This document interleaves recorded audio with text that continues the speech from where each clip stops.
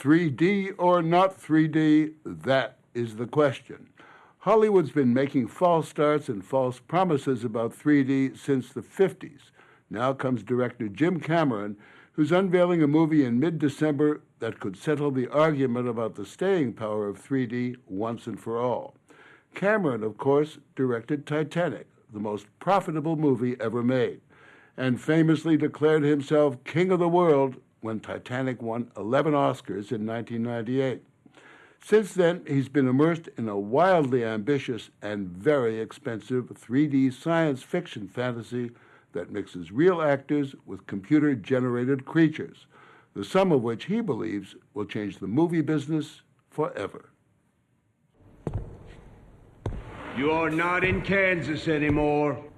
The movie is Avatar, and 70 years after Judy Garland left Kansas for Oz, Jim Cameron plans to take audiences down the yellow brick road of the 21st century. Keep your arms in. Pushing the limits of modern technology with some filmmaking magic he's helped invent.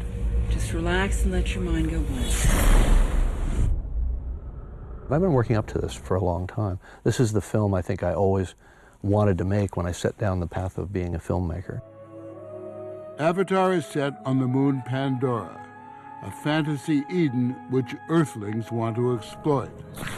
A Shangri-La created entirely by computers.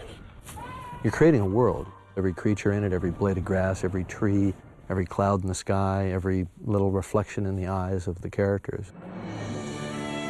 It is part cross-cultural love story, part high adventure. About the only thing that's done the old-fashioned way is the music. What I want is that. I want that expression. On the set, there are far more computer jockeys than stagehands.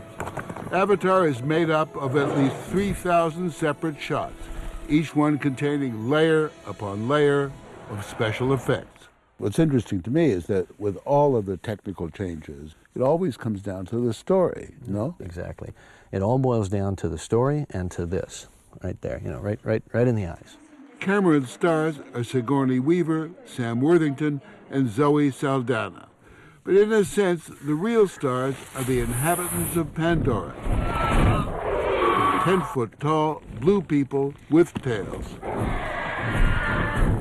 And you gave them long tails. Hell yeah. Why? Well, tails are cool. Tails are very expressive. I mean, anybody that owns a dog or a cat knows that you can tell the cat's emotional state by what its tail is doing. And this very tall tail is very expensive, roughly $400 million plus for production and promotion. Here at a high-tech complex on the 20th Century Fox lot, on the very spot where Marilyn Monroe proclaimed that gentlemen prefer blondes, Jim Cameron works down to the wire, supervising the final tweaks to Avatar. We're going to have to push that smoke element back. His fantasy creatures are based on performances by the real actors. Cameras record dots on their faces, computers then analyze their expressions and bring the blue people to life. Characters both otherworldly, yet strangely like ourselves. I think we just have to push the layer of smoke in front of it. On a satellite link are experts at a special effects studio a world away in New Zealand. It's there the final images are processed. We're going through and we're analyzing every last detail within the shot to make sure that it's up to snuff. We can make the grass greener or yellower, we can make the sky bluer, all those things. And you can now just do what you want electronically. Correct? Sure, even when we were doing Titanic 12 years ago, the shot at the bow where they kiss, we waited 2 weeks for the right sunset to get that shot. Now we just shoot it in front of a green screen and choose the right sunset later, digitally. Action!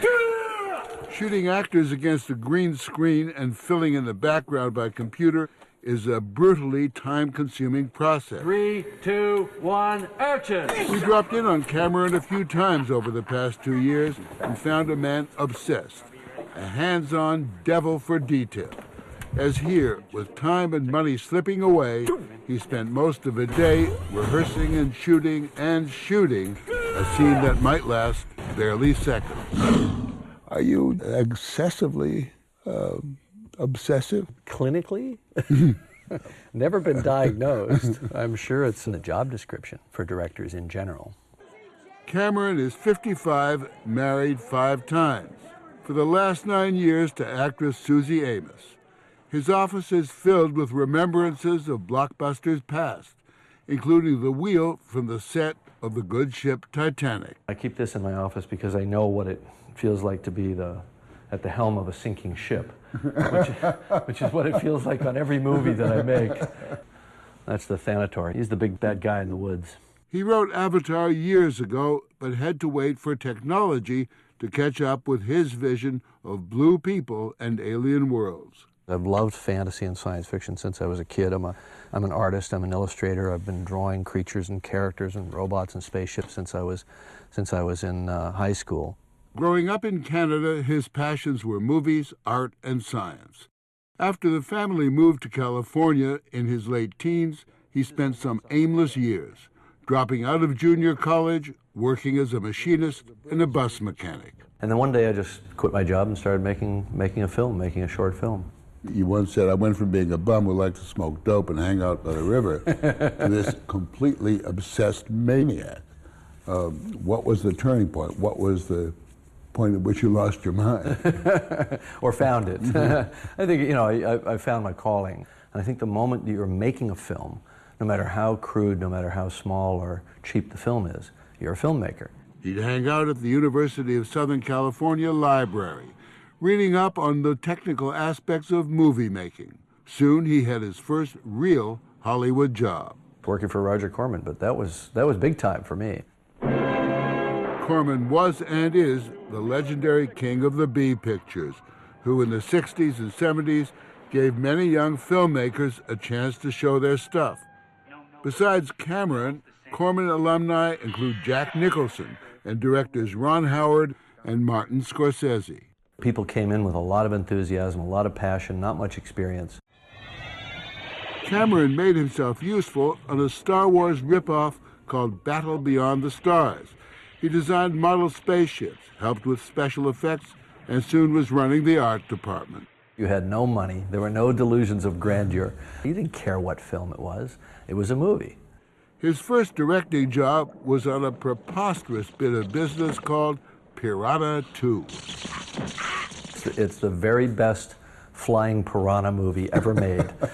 But Cameron and the Italian producer did not get along, and soon the director was finito. Why were you fired? The producer wanted to take over the movie and direct it himself, especially the scenes with the penthouse pinups. It was extremely sleazy, the whole story. But again, all part of the learning curve, right?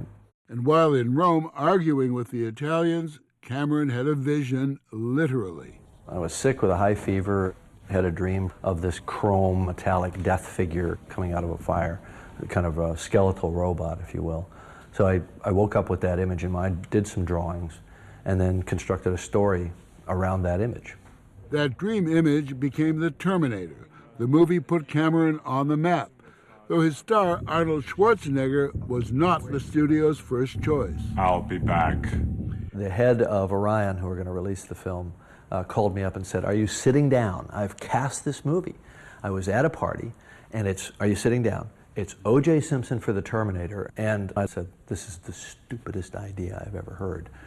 I didn't know O.J. Simpson. I had nothing against him personally, and I didn't know he was going to go murder his wife later and become the real Terminator, In recent years, he's made underwater documentaries on the Titanic and the German battleship Bismarck.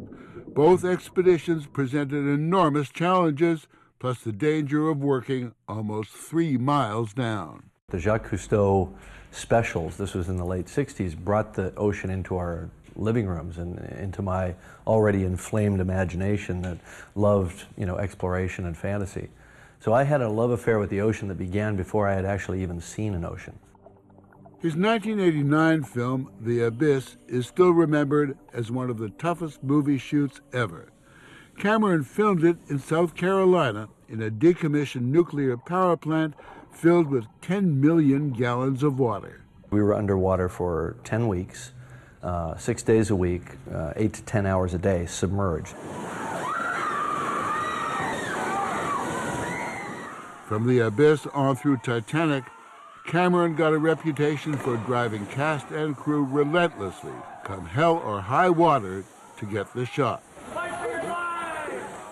It's not for nothing that the letters on the cap in his office stand for head, bleep, bleep, in charge. I'm not in this to phone it in or to do mediocre work. I tell everybody when we start a project, we're going to the Super Bowl. Just understand that. As Martin Sheen said in Apocalypse Now, don't get on the boat if you're not ready to go all the way. Do you ever cross the line from being demanding to, I don't know, impossible?